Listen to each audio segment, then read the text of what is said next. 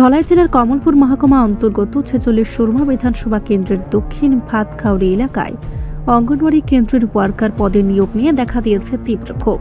স্থানীয় সূত্রে জানা যায়, নিয়োগ ইন্টারভিউ শেষে চাকরি পান সুরমা কেন্দ্রের এসসি মোর্চার মণ্ডল সভাপতি প্রহ্লাদ দাসের মেয়ে পূজা দাস।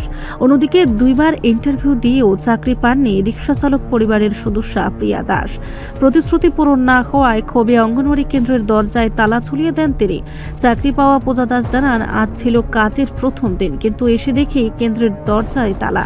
এই চাকরিটা আমার খুব প্রয়োজন, কারণ শাশুড়ি অসুস্থ। ঘটনার খবর সংগ্রহ হয়ে গেলে স্থানীয় নেতা প্রহ্লাদ দাসের বাধার মুখে পড়েন সাংবাদিকরা। নিয়োগ প্রক্রিয়ায় পক্ষপাতের অভিযোগে এলাকায় উত্তেজনা ছড়িয়েছে। স্কুলের নাম হচ্ছে সাউথ ভাতখাউড়ি।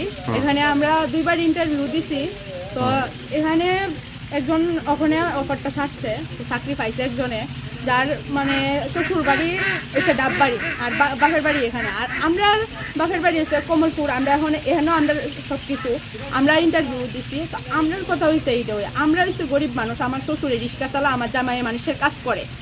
আমরা বক্তব্য এইটাই, আমরারও তারা দেহ, আমরা তো কষ্ট করে খাইতেছি। তারা জামাই ইঞ্জিনিয়ারের চাকরি করে, শাশুড়িয়ে স্কুলের রান্নার হেল্পার, আর ওখানে বউয়ে ভাইয়া লইতেছে স্কুলের ওয়ার্কারের চাকরি। তাহলে আমরা যে জামাই রিক্সা, শ্বশুরে রিক্সা চালা, জামাইয়ে এখানে মানুষের কাজ করে খাইতেছে, তাইলে আমরার কি করণীয় হনে? আমরারও তো সরকারি দেখবার ইয়েটা আছে তারা নাকি? তা আমরা তো গরিব মানুষ, আমরা কি তখন ফাঁসি লাগাই মরতাম তারার লেখা? আমরা কি কোনো কিছু করার নাই? আমরা কি তারা দেখতো না সরকারে? আমরা যখন ইন্টারভিউ দিছি, আমরা সবাই দ্বারা জানাই আইছি, সবাই কইছে আমরা দেখবো, সবাই আমরা 100% গ্যারেন্টি দিছে, তোমরা এটা পাইবা, তোমরা ইয়ে করবা, তোমরাই করবা। এটা ওখানে দেয় ছাড়ছে ডিসেম্বরের আজকে 1 তারিখ, আজকে জয়েনিং এরিয়া তাইনের যে পাইছে হেরে, আর আমরা ওখানে তালা দিছি, চাকরিটা আমরারই লাগবো, হয়তো এনা আমরারই দিত। এটা ভাতখাউড়ি পড়ে। এটা কি স্কুল? এটা অঙ্গনওয়াড়ি স্কুল। অঙ্গনওয়াড়ি স্কুল। আপনার নাম? আমার নাম প্রিয়া দেবনাথ। আচ্ছা, যে পাইছে তাদের নাম কি? পূজা দাস। পূজা দাস। দুইজন পাইছে না একজন? একজনই পাইছে, তাই পাইছে। তাই শ্বশুর বাড়ি হয়েছে ডাববাড়ি, তাই এখানে আইছে, তাই সবকিছু ট্রান্সপারেন্স করলে এনা তাই চাকরি করবো।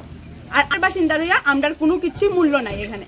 অত আমরাও ইন্টারভিউ দিচ্ছি না, আমরা তারা খুলতাম না আজকে না, আমরা যতদিন এটার কোনো সমাধান পাইতাম না, আমরা তালা খুলতাম না। কেউ আইসে না, তবে আমরা যাইমু তার দ্বারা কথা বলতে।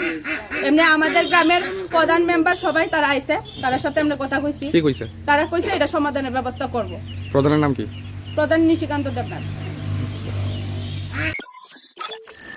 রিপোর্ট সংবাদ প্রতীক্ষা।